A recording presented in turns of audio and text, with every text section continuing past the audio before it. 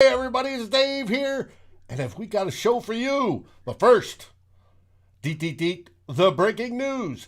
CBS is reporting, Jason Lockenfor, that Mike Zimmer will be fired, and that Rick Spielman will be removed from his GM position, but most likely he will be retained in the organization, more in an advisory role, just like John Elway out in Denver. Question is, how much influence will Rick Spielman have on picking the new GM? And who's going to be picking the head coach? Will it be the new GM or will it be the Wilfs? It's going to get interesting. But first, we have a pregame of the meaningless Dead Men Walking Bowl. Minnesota hosts the Chicago Bears Sunday.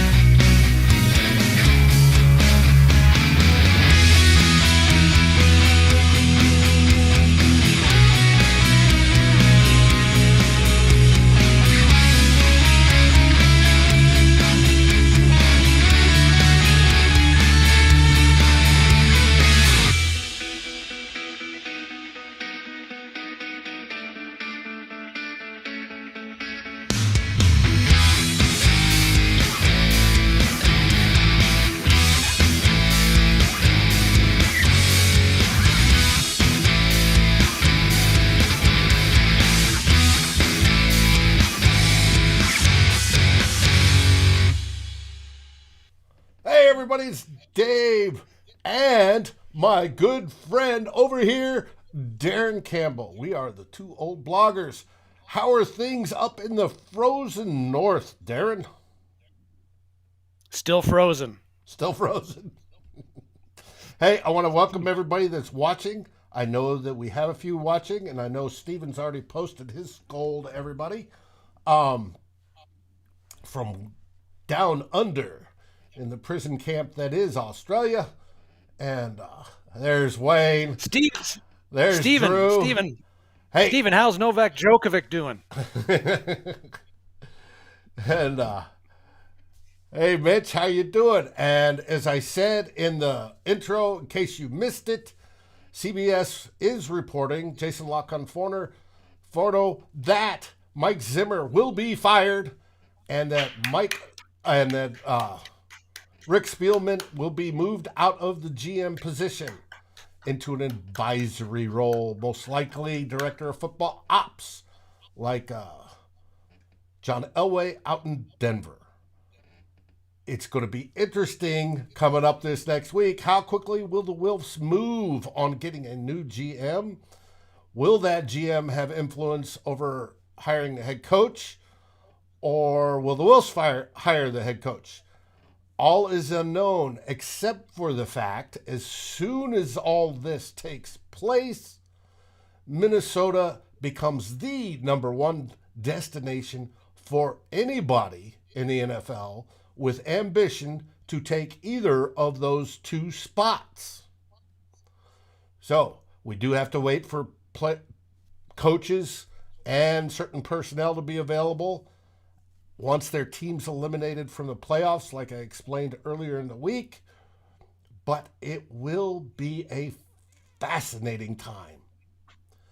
What do you think of the news there, Darren? I am, it's not unexpected, but I am relieved to hear that that is what's going to be happening. I think a lot of Viking fans didn't just want to see Mike Zimmer replaced, but they also felt that if we didn't change the general manager, in which case Rick Spielman, then we were only getting half of the job done. In this case, so the Wilfs have seen the light, and they are making a clean sweep of head coach and front office. And really, what this will do, I think, for a lot of Vikings fans is now there's still some people who are in the Spielman and Zimmer camp, and we can't deny that. But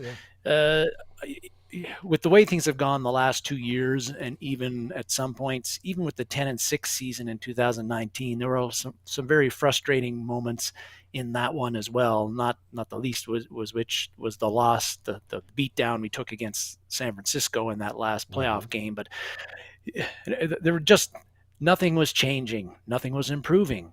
And as a Viking fan, if it's pretty tough if you have no hope that things are improving, unless you're a real crazy, you don't care what state the team is in, kind of purple homer. If you don't have hope that things are getting better, that you've got the right leadership in place at the general manager and at the head coaching position, then it's pretty tough to really even watch the team. You're kind of like, are you any different than Jacksonville in that case?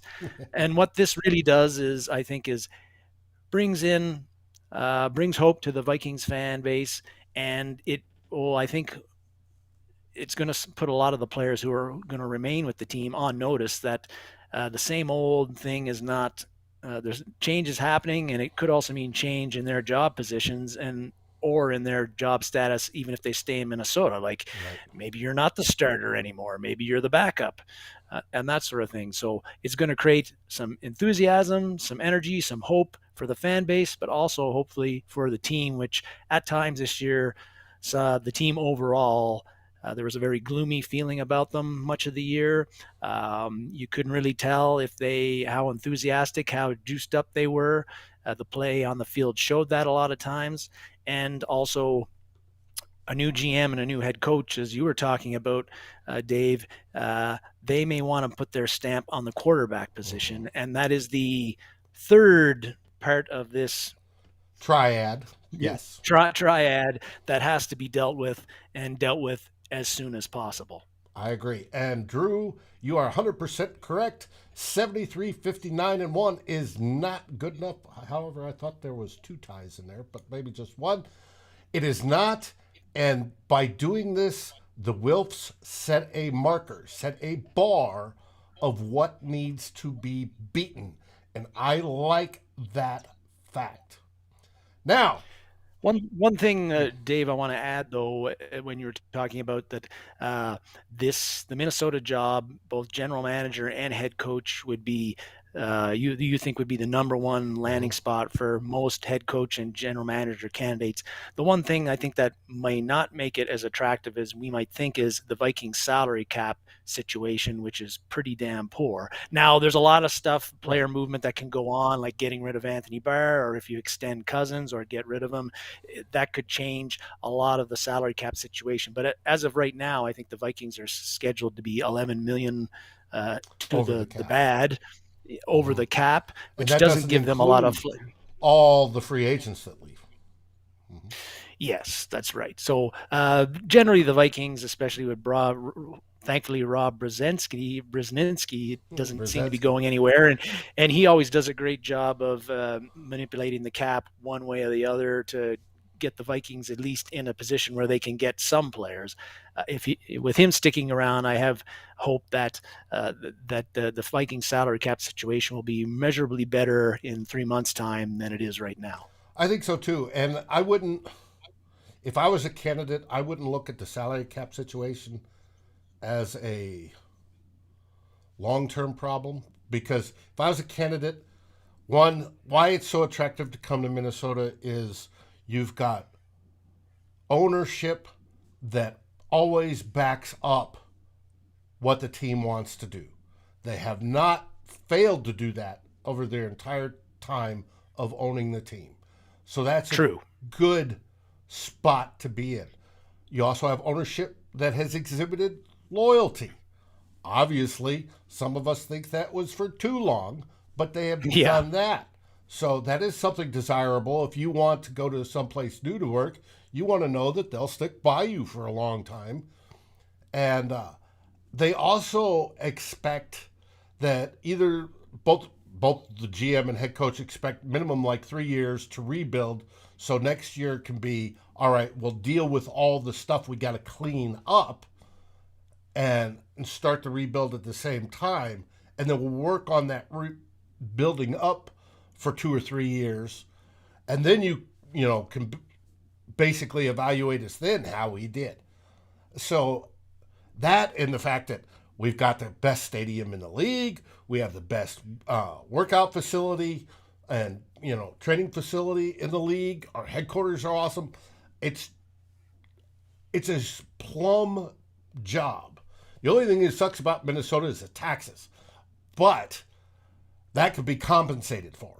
They offer them, hey, you could be a GM over here and make $5 million a year, or you can come to Minnesota and we'll sweeten the pot and make it $7.5 million to cover the extra taxes. And, hey, going to Minnesota, yay!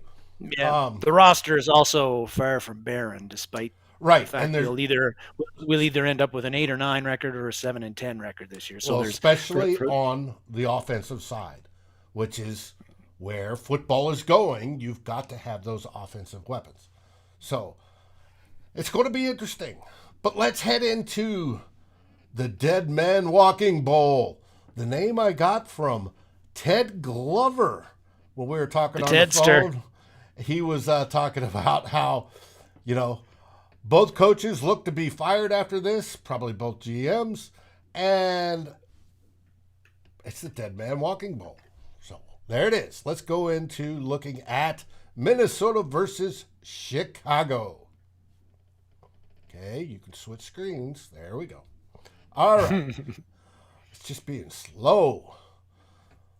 Like some running backs I know. Here we go. We'll start out. We'll go quick because nothing, a whole lot in the way of the stat side of things has changed since. Or matters. Since we played before. So we're going to burn through those quickly. We always start with the offense versus defense. Offense went up a click for PFF. They rate us 11th. They rate us differently on defense. And however, our total overall score is less than both of those. Football Outsiders. He needs game of skull picks. Football Outsiders has us at 17th, staying the same. Pass dropped 1 to 11th. Run stayed the same at 27th. Elias, we're at 13th in yards, 11 passing, 15 rushing, 14 points, 27th on sacks, taken sacks, and 27 total taken sacks, and third in giveaways. Defense for the Bears is pretty much stayed the same. They're around 19th. Overall, DVOA, they're 13th. They're 10th against the pass, 23rd against the run. And the run we highlighted the last time we played is where we're going to make our money. I expect a big day from Dalvin Cook. Elias has them 5th in yards, 3rd in passing, 24th in rushing, 20th in points. They are 3rd now in sacks. They have moved above us. They're now at 46, and they are 24th. That's what happens. That's what happens when you go 2 games without getting a sack. Mm-hmm. Now, speaking of sacks and how our defense is doing, find my spot here. Boom. Here we go. Our defense is 18th. And if you're wondering why I'm reading these when people watching can see them, it's for the podcast purposes because nobody can see the slides on the podcast. Our defense is 18th per PFF. And like I said, overall PFF has us at 21st. Football Outsiders, DVOA has us 17th and going down, 16th against the pass, 25th against the run. Actually, the run number went up. That's with Pierce and Tomlinson playing together do make a difference. It's just not enough.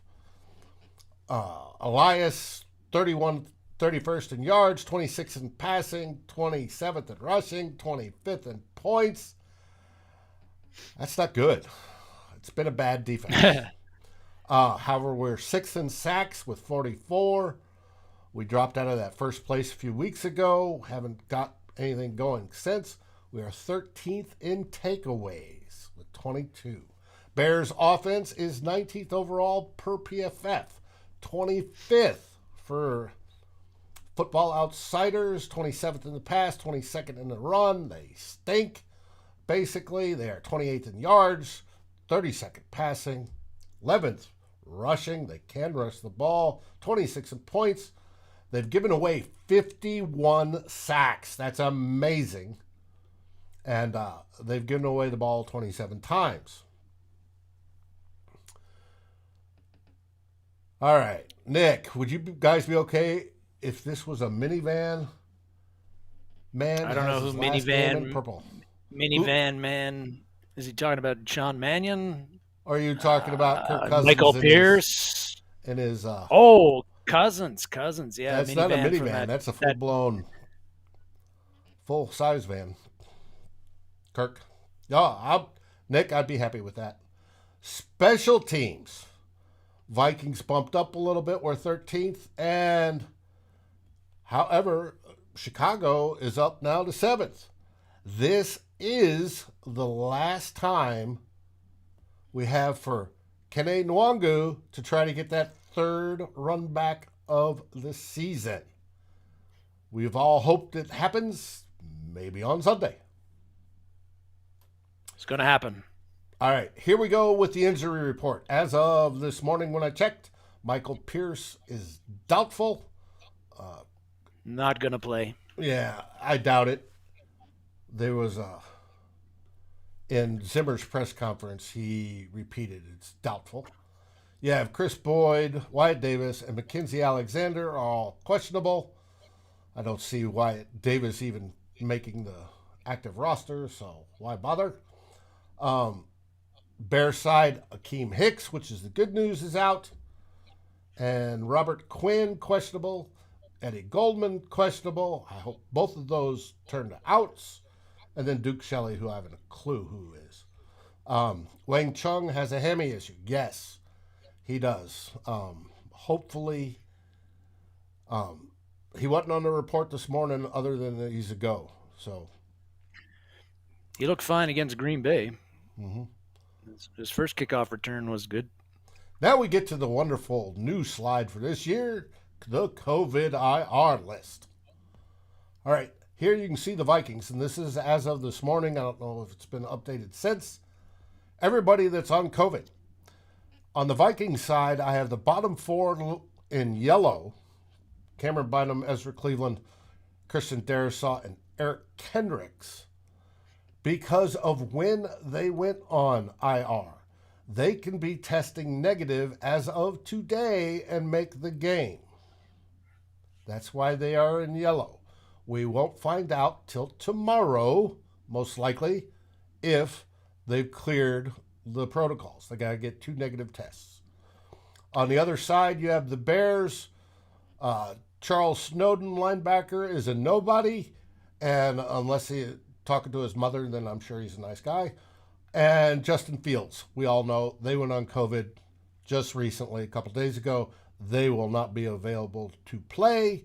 So once again, with Justin Fields out, we get Andy. The Red Rocket. Stepchild will be quarterbacking against your Minnesota Vikings. Dave, I don't know what we're going to do without Chris Herndon. I know. Being able to play. What a waste of. That's really going to hamstring the offense. Yes. Another panic trade for Buddy. Oh, Drew's saying Darisaw and Cleveland have already been cleared. That's great news. G-Mac, how are you? I'm disappointed. G-Mac, if you're just joining us, you missed the best news of the day. It's being reported, and I'll repeat this because it is good news. Mike Zimmer's being fired, and Rick Spielman is being removed from his position at GM. In other news, Zimmer's hot girlfriend just dumped him. No. I was talking with the guys last night. If I was Zimmer, I'd retire. I was talking to Ted last night. I'd retire to the ranch, collect my $15 million for the next 2 years, and watch my hot girlfriend run around naked. And that's the way to do it. Yeah, these guys, I don't know. These guys don't seem to be interested in doing that very often. They're always seem to want to get back into the game. Well, their mental makeup is, and we'll get into part of that mental makeup stuff. But yes, they want to work and they want to be part of football. This gets us into our first topic of the day. Starters playing. Go ahead, Darren. Yes, starters playing. Mike Zimmer has made it clear that he will, if any starter who's healthy will be playing in this game. Don't know if that means for a quarter, the whole half, the full game, the whole game, 3 quarters. But that's an important topic because even more so now that we know, at least if we're going to believe Jason LaCanfora, that Zimmer is going to be retired, or not retired, but fired the moment the final whistle goes off tomorrow.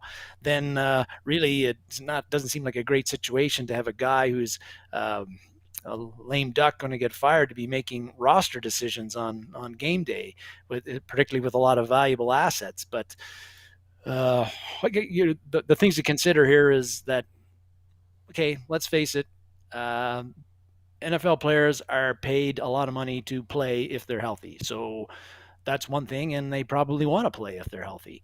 So that has to be taken into consideration. The other thing, the point that I was going to make, which is now doesn't apply if we're to believe the reports about Zimmer being fired, is that head coaches are paid to win football games. And it's harder to do that when you don't play your best players, regardless of where the season's at. Are you making the playoffs? Or you're not making the playoffs? And I also, if Zimmer's job situation was still up in the air, if he didn't know, he might think that a good showing here with his starters, a win, they play really well, they play hard for him, even though it's been a tough season, that may have been a decision that would something to tip the scales. Excuse me. Tip the scales in his favor to keep his job in Minnesota. It also, even if that isn't the case, the team playing well for him will help him in whatever job search he's doing after the season is over.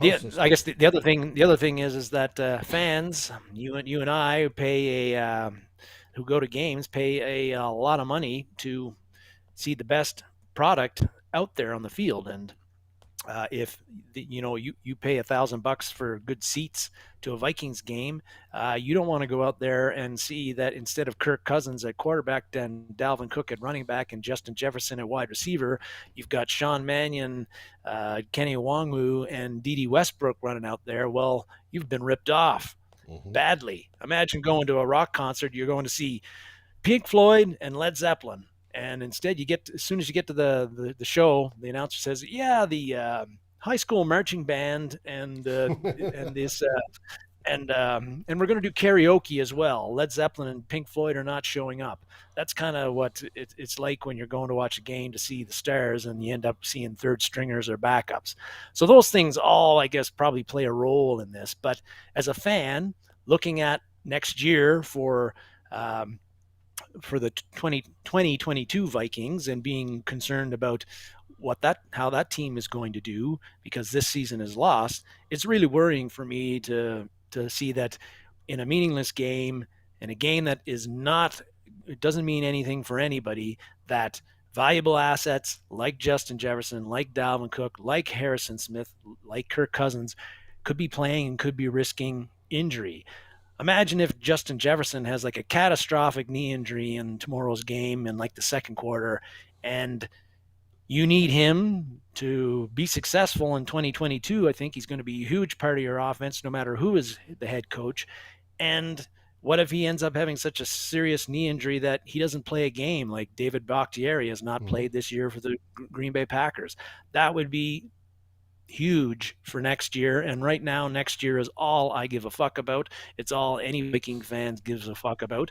And you don't, it's really risky to see valuable assets going into this game, especially because the Bears have been playing hard for Nagy, even though he's a dead man walking too.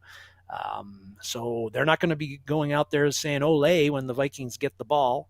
They're going to be tackling hard. They're going to be trying to kill Kirk Cousins when he drops back to pass. They're going to be doing everything I think they can to win the game. And so just very risky for me and very scary to think that we've got some guys like Justin Jefferson who are risking serious injury in a game that doesn't mean anything. Yeah, but So, Justin Jefferson said this week he wants to play.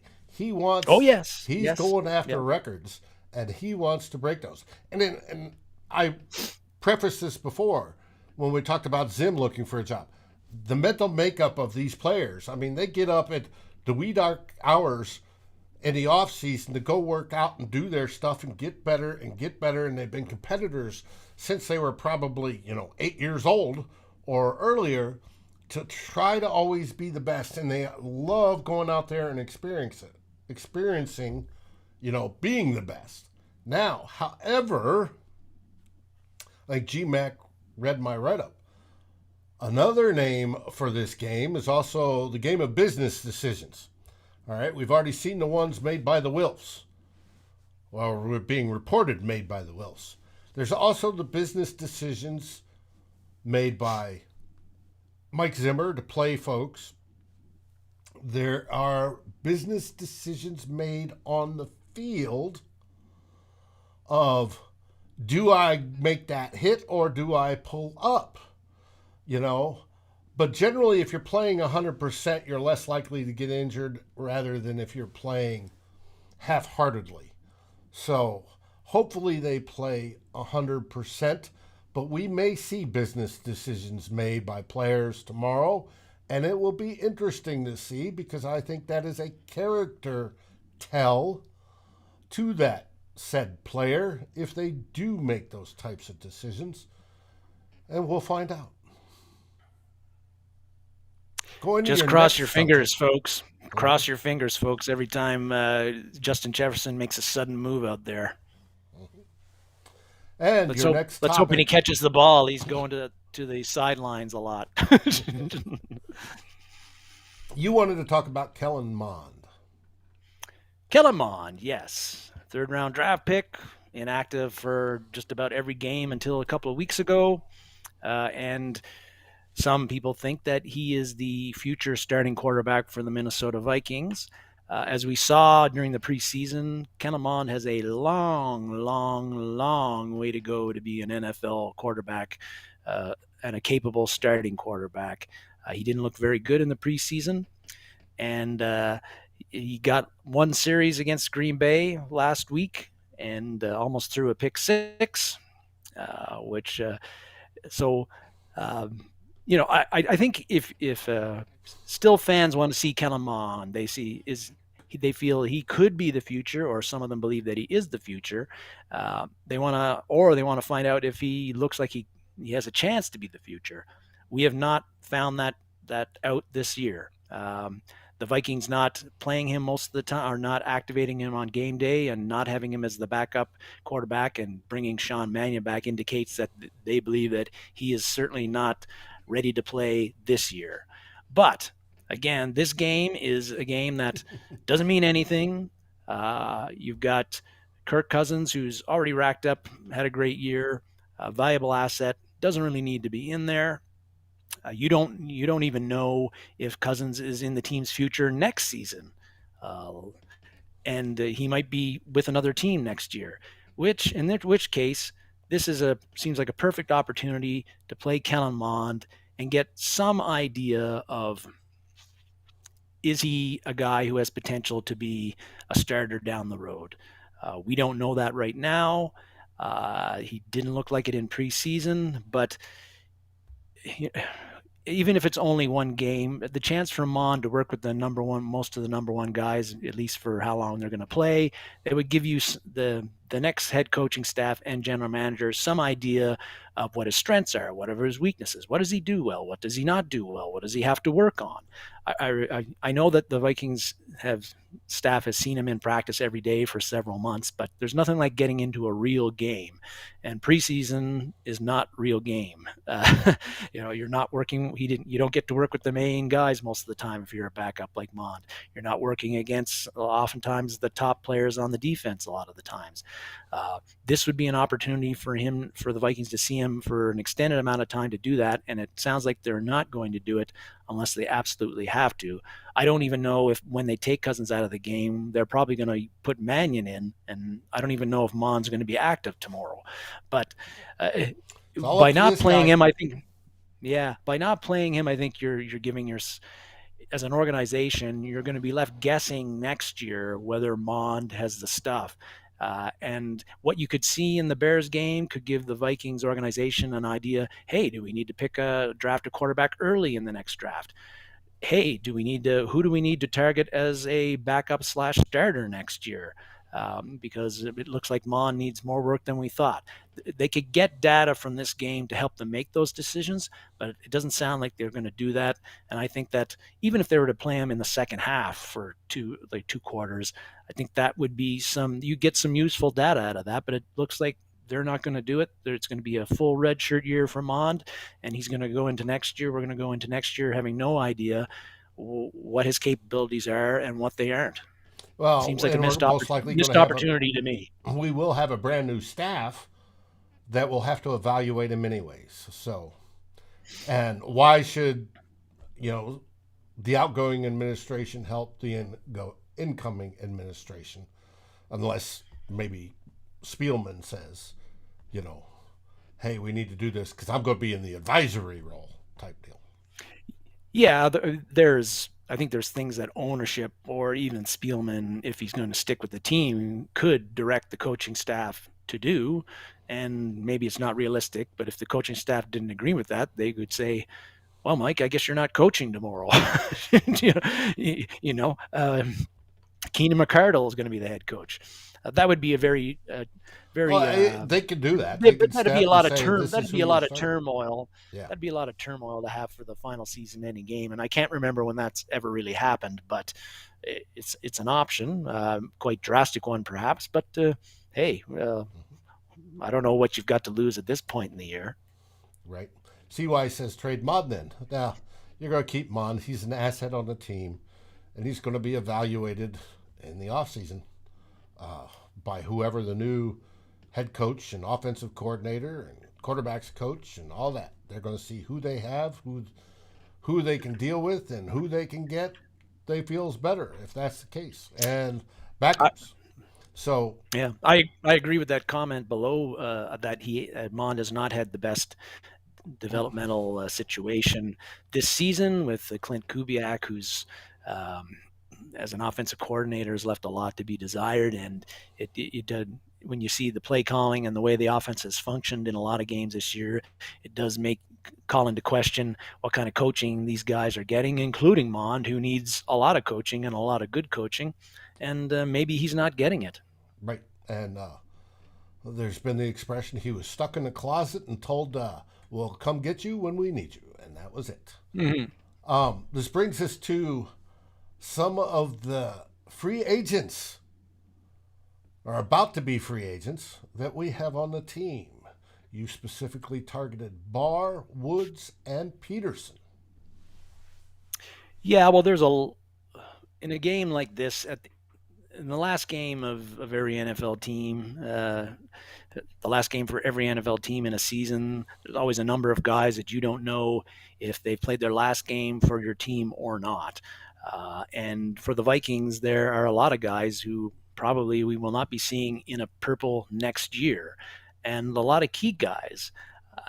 You're looking just and some of them are in those photos there. Mm-hmm. We had several guys take 1-year deals this year, particularly on defense. The defense didn't turn out being better than last year's defense, and probably is a little worse in a lot of cases. And I think first off, somebody like Anthony Barr, long-serving Viking, been with the Vikings his whole career, but he's probably tomorrow's his last game for this team. Very expensive guy to keep around if you want to.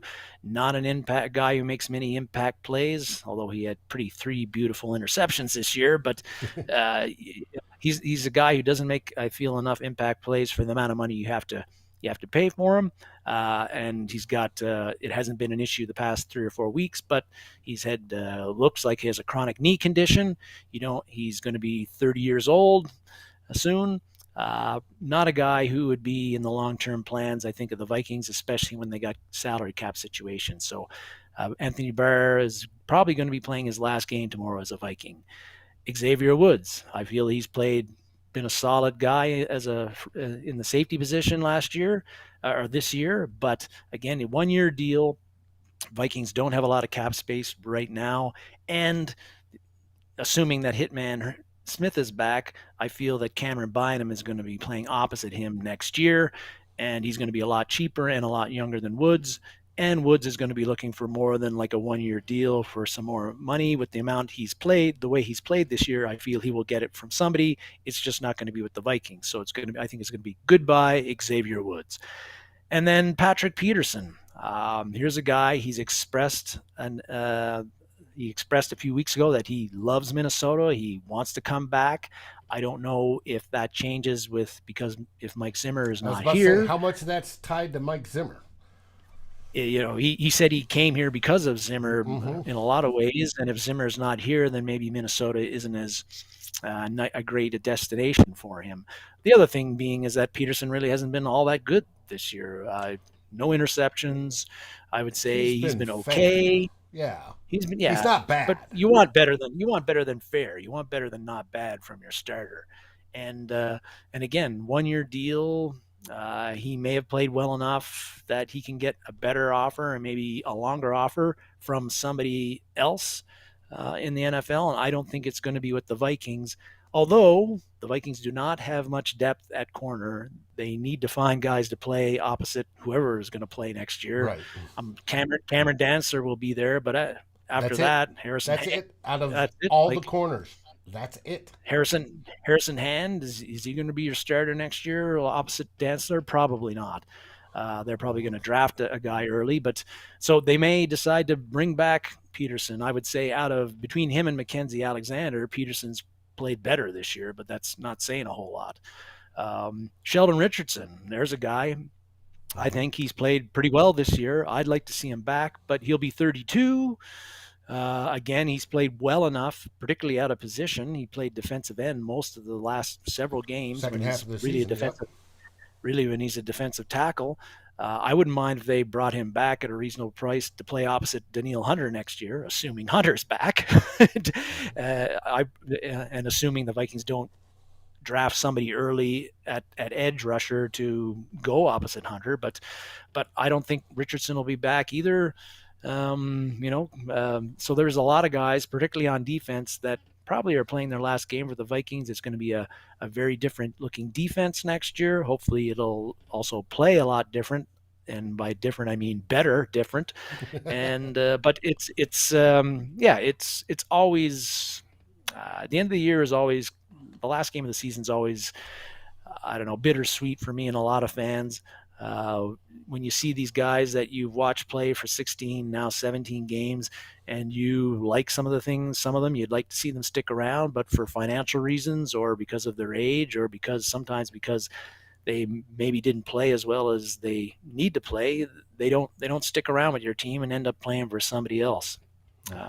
So, but the Vikings have a lot of guys in that situation right now. They do, and it is the final game of our season, which means we're not going to see football until end of July at the earliest. And by that time, here within a few months, it's going to be, hey, where's my football? I want to watch football. I'm used to my beer and pizza on Sunday afternoon watching the Vikings. And You can still do that, Dave. I could watch it on tape, but yeah, true. And No, I will beer and always pizza. do the beer and pizza. Don't worry about that going away. Yes, GMAC, we'd have USFL to glom onto this spring. We shall see. So Won't be watching it. it's the final game. How do you think it's going to go? What's your score prediction? Do the Vikings go out there and say, well, what the hell, we're opening it up and open the throttles and just absolutely floor it? Or do they go out and botch it like normal? I think it's probably. I think it's going to be a pretty boring, a lifeless game for the Vikings and probably for the Bears too. I don't think the fans will care too much. They're probably going to get blitzed in the stands and won't even remember who played or what the score was. That's probably best. I'm thinking it's. I thinking the Bears are going to win this one for some reason, like 24-21.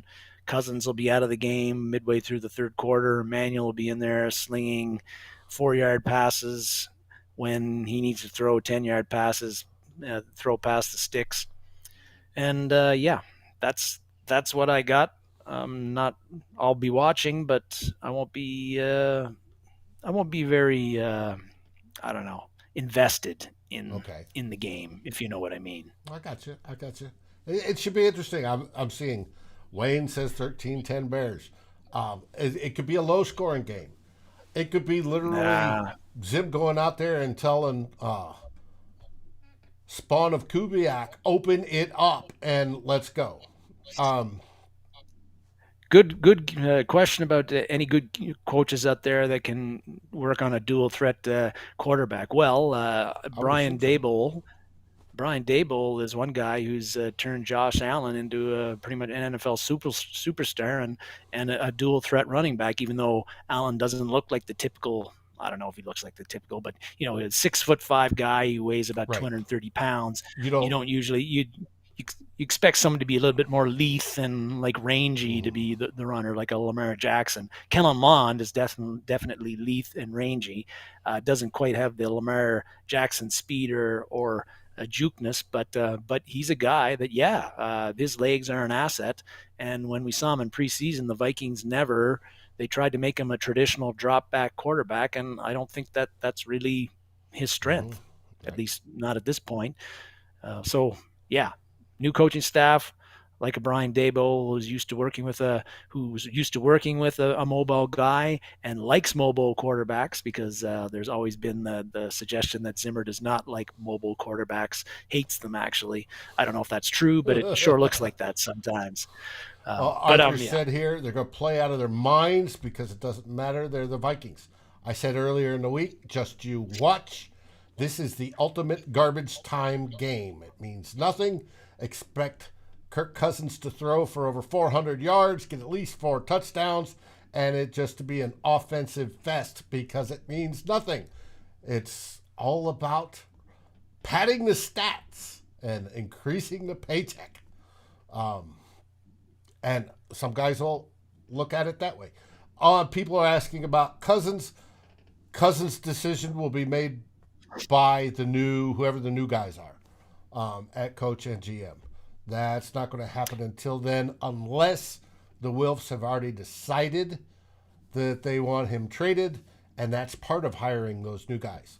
So we don't know. And I The said, new guy also might say, "No fucking way, I'm taking this job if you're trading Kirk Kirk Cousins, and Cousins. I don't know who's coming in." So there's also Yeah. that to think about. Yeah. In which case, I'm like, "Don't hire that guy." Right. No, as I said on the Daily Sit Rep on Thursday, it's a trap question by the Wilfs when they go to hire somebody. What are your plans for Kirk Cousins? There's a right answer and there's a wrong answer. We just don't know which one's right and which one's wrong. One answer is, I plan to maximize his trade value and get rid of him and pick the guy I want, and we'll build from there. That's one answer. The other answer is, I plan on maximizing Kirk's flaws and making him the greatest quarterback ever. That's another answer. One of those two is right and one of those two is wrong, and only the Wilfs know the correct answer to that. So, and they're going to find and hire a GM and a coach that conform to whatever their version of the correct answer is. So, as a fan, I don't want his salary on the books. So, nor do I want his mediocrity on the books.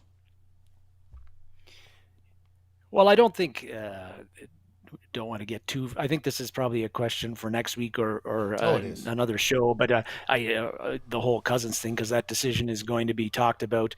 Well, it's been talked about all season, all last season, and will be talked about every week in the off season. But Cousins is not a scrub. No, he's a good quarterback. I'm not saying he's not a good quarterback, but he has flaws to his game, to his personality that detract from winning football. I just and if he when wins, when you look at the guy, if he wins, well, yes, he gets back to exactly 500. Yes, and that's for me.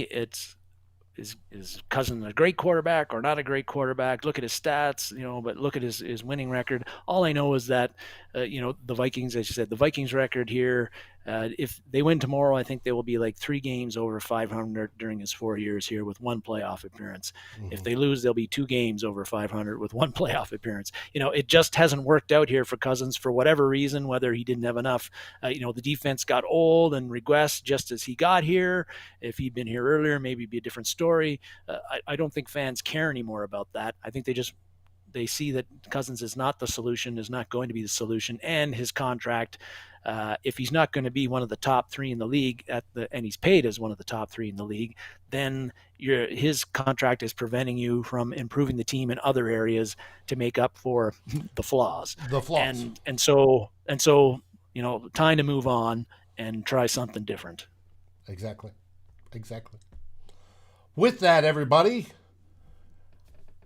we want you to enjoy tomorrow's game, knowing that changes are coming and they're going to be interesting, and we all like new things. And we'll be here to talk about all those various iterations and possibilities of those new things, the new shiny toys at GM and at head coach, and how this team will be constructed moving forward. But for tomorrow, it's beat the Bears. Final words, Darren? I am or lose to the Bears. My final word is that lose to the Bears and get a better draft position. Get a better draft. Beat the Bears and finish 8-9 and sweep the Bears for the first time in 3 or 4 seasons. Either way, I don't care too much. But I'm going to be relieved when the season is over, because it's been a disappointing, frustrating season for the Vikings and Vikings fans. And for this to be over with and for us to be moving on, and it looks like we're going to have a new head coach, new coaching staff, new regime, new GM, new everything, fresh start, new year. I am relieved, and it provides, as I said earlier, it provides me at least with some hope that change and positive change is going to be coming. And we're not going to get the same old in 2022 with Mike Zimmer or Rick Spielman running the show it all back on the field and in the front office. Yeah. So relief and hope are the themes for me today and tomorrow. But enjoy the game, enjoy the beverage, enjoy your friends. good food, and as always, Skol Vikings! Skol Vikings!